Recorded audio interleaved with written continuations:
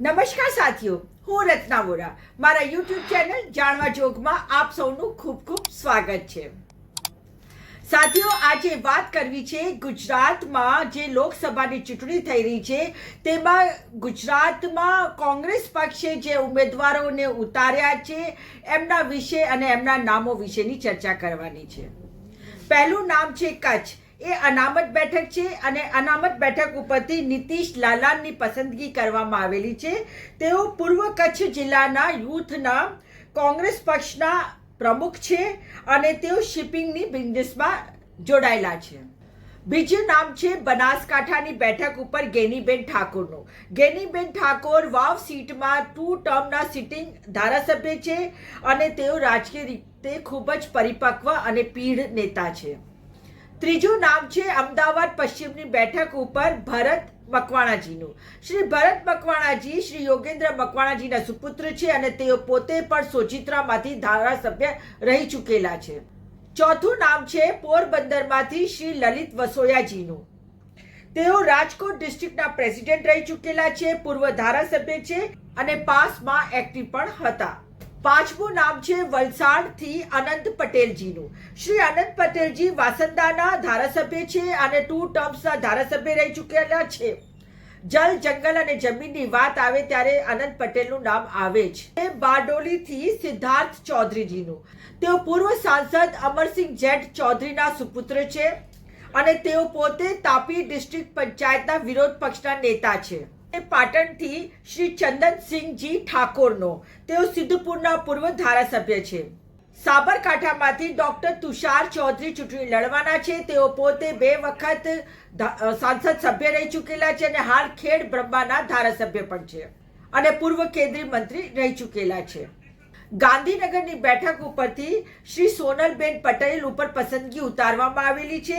તેઓ વ્યવસાય આર્કિટેક્ટ છે અને પૂર્વ મહિલા કોંગ્રેસ પ્રમુખ રહી ચૂકેલા છે ગુજરાત પ્રદેશમાં અને હાલ એઆઈસીસીમાં મંત્રી તરીકે હોદ્દો ધરાવે છે. છોટાઉદેપુરથી સુખરામ રાઠવાજીને પસંદ કરવામાં આવેલ છે. તેઓ વિરોધ પક્ષના નેતા રહી ચૂકેલા છે તેમજ વરિષ્ઠ કોંગ્રેસી આગેવાન છે. તેઓ પોતે આદિવાસી સમાજમાંથી આવે છે. જામનગરની બેઠક ઉપરથી શ્રી જેપી મારવિયાજીને ટિકિટ આપવામાં આવેલી છે અને તેઓ જિલ્લા પંચાયતના વિરોધ પક્ષના નેતા છે. કાલાવાડ માર્કેટ યાર્ડના ચેરમેન પણ તેઓ છે.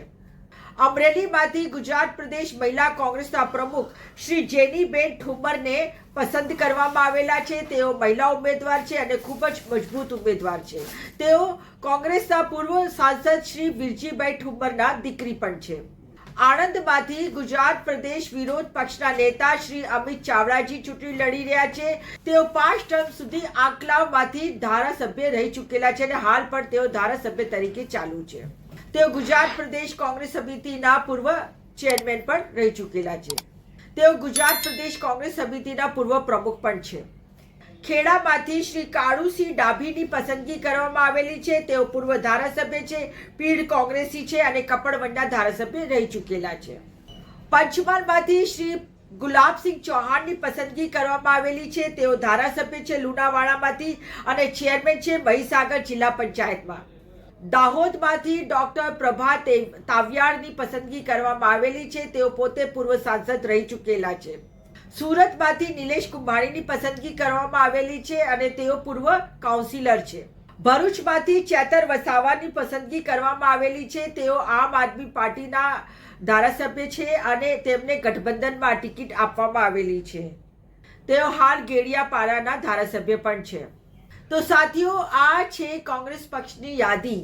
જે ઉમેદવારો હાલના તબક્કે 2024ની ચૂંટણી લડવાના છે તેમની આ યાદી છે, તેમના નામ છે અને સાથીઓ જેટલા પણ ઉમેદવારોને પસંદ કરવામાં આવેલા છે તેઓ ખૂબ જ મજબૂત ઉમેદવારો છે અને આ ફેરા ભાજપ સાથે આ તમામે તમામ ઉમેદવારો કાંટેની ટક્કર લેશે એવું આ યાદી જોઈને જ પ્રતીત થઈ રહ્યું છે. અને જે રીતે કોંગ્રેસના ઉમેદવારોએ પોતાનું પ્રચાર પ્રસાર શરૂ કરી દીધું છે એને જોઈને હવે એવું લાગે છે કે ભાજપને ખૂબ જ મુશ્કેલ પડશે પોતાની સીટો જીતવામાં, અને બીજી બાજુ CR પાટીલ તેમના પ્રમુખ તો કહી રહ્યા છે કે અમારે તમામે તમામ સીટો 5 લાખ ઉપરથી જીતવાની છે.